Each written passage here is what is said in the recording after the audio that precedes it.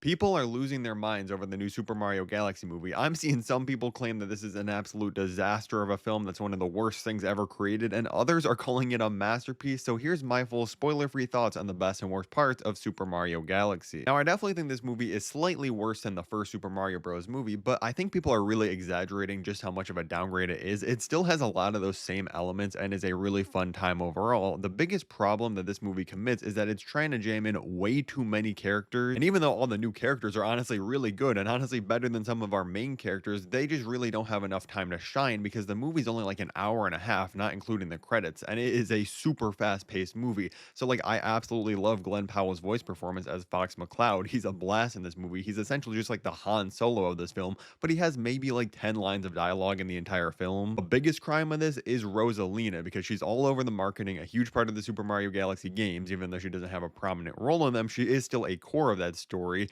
and she's being voiced by Brie Larson. She's been going on this press tour talking about how excited she is. She's such a huge Nintendo nerd. And even though I think Rosalina is a great character in this thing, what we learn about her backstory and her powers are really interesting. The problem is that she is barely in this film at all. I'm talking, it feels like she maybe has 5 minutes of screen time, which is absolutely insane. And I'm sure she's going to have a lot bigger of a role going forward. But again, it just feels like there's so much going on in this movie that it overshadows the new characters that are really great when you do get to see them. We, of course, got to talk about Yoshi because if you don't know, he's voiced by Donald Glover, aka Childish Gambino, and this is truly one of the most impressive celebrity voice performances I've ever heard in my life. You cannot tell it's Donald Glover no matter how hard you try. Like, yeah, Yoshi's kind of useless to the main story of this movie, but I do think he's a fun addition to Mario and Luigi. He kind of makes it a trio instead of a duo, and I think everything he does is really funny in the movie. I also did really like everything we get with Bowser and Bowser Jr. in this film. Like, I'm sorry, as long as Jack Black is playing Bowser, I'm gonna have fun with this performance. He's just absolutely hilarious. He's going so big and over the top with this. I honestly think the biggest problem with both this and the first Super Mario Bros. Movie, and besides the pacing, because yes, these both do move at breakneck speed. Like, you're gonna blink a couple times and the film will be over.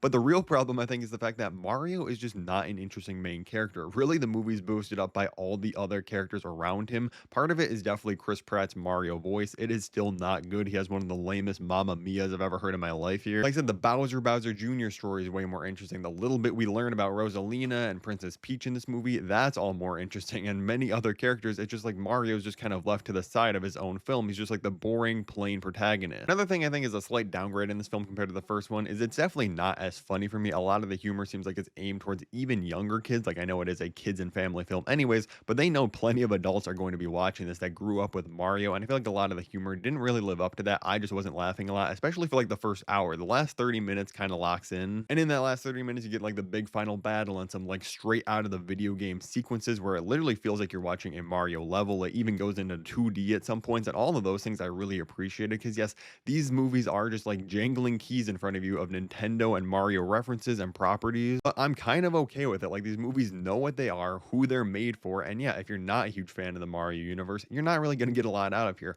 but seeing all these different characters and items from the game pop up is really cool to see, and the animation in this film is really strong. Illumination knows what they're doing. This is their most expensive film of all time, and you can definitely see it on the screen. Like, the animation is gorgeous. I wish we got to see a lot more in space and of different planets, but what we do get of that is pretty good. So it's definitely messy. There's way too much going on, but it is a fun time. I just think it really needed an extra like 10 to 15 minutes even just to give us a couple extra minutes of screen time with each of these characters, or they should have just added less new characters in this film. It just feels like they're trying to rush to the Super Smash Bros. Movie. I'm giving it a 6 out of 10. It's very flawed, not perfect at all, but it was very enjoyable. If you've seen the movie, let me know your rating in the comments below, and if you want to see all my other movie reviews on the channel, click the playlist above my head right now, and thank you for watching.